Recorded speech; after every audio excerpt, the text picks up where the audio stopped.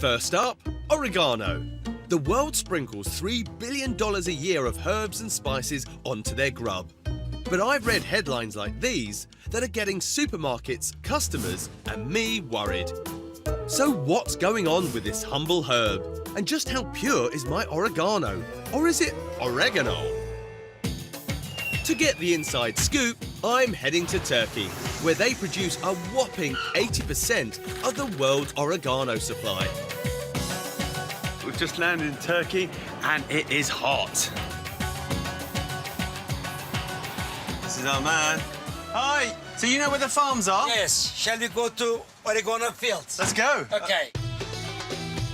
Guiding us southwest to Denizli is oregano aficionado Dr. Hosseini Akdemir, who's overseen oregano production in the region for the past 4 decades. So if anyone knows how to pronounce the word, it's our man here.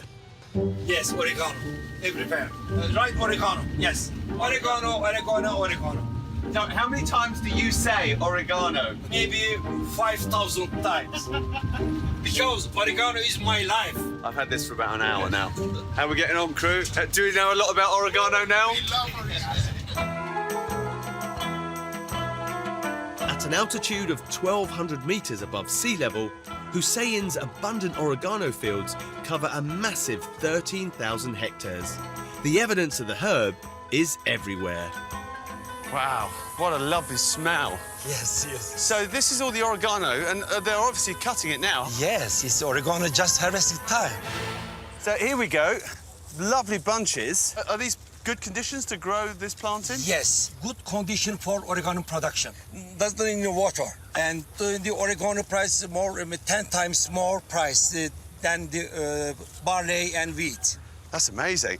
And once the crop is cut, what happens to it next? The fresh oregano stay there in the field, in the sun drying, and after that, threshing. Come with me, we will show you.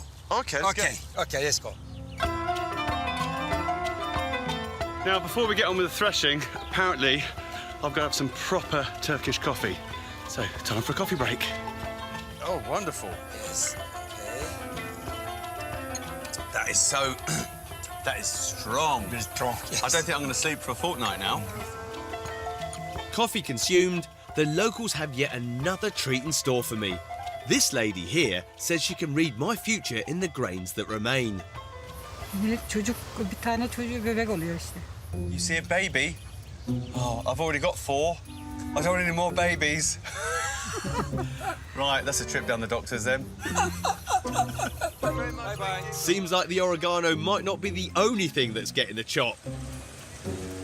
Having dried in the fields for a few days, the farmers now separate the oregano leaves from the stalks. Look at that. So how much dry oregano does Turkey produce then?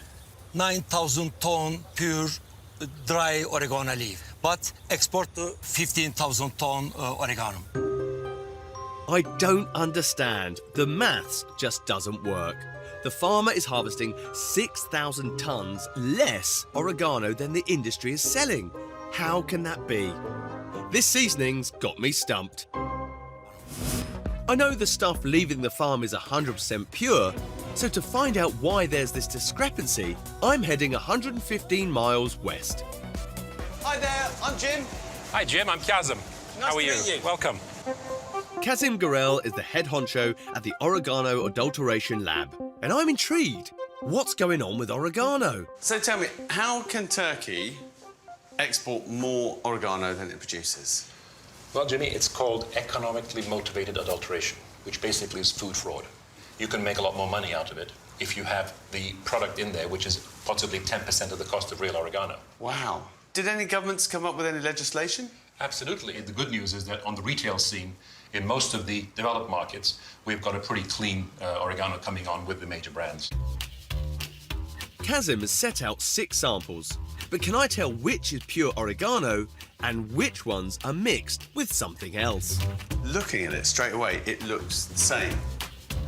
I can't see the difference. Can I smell the difference? Well, yeah, that's quite powerful. Yeah, I don't think that has a lot in. It's so confusing. But you know what? I think number 1's got the most. I got the first one right, but I'm astounded at the levels of oregano fraud.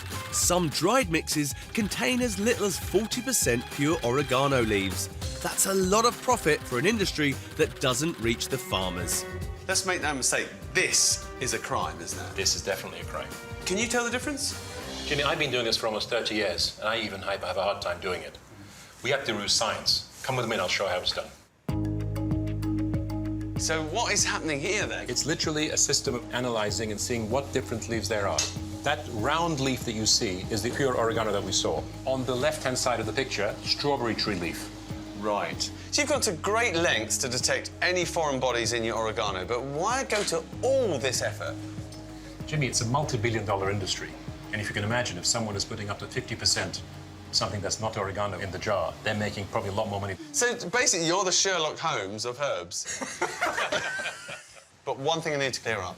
Oregano or oregano? Tomato, tomato. That's cleared it up. While the big supermarkets and brands work hard to regulate the purity of their herbs on their shelves, not all suppliers have the same level of scrutiny. So buyers, beware.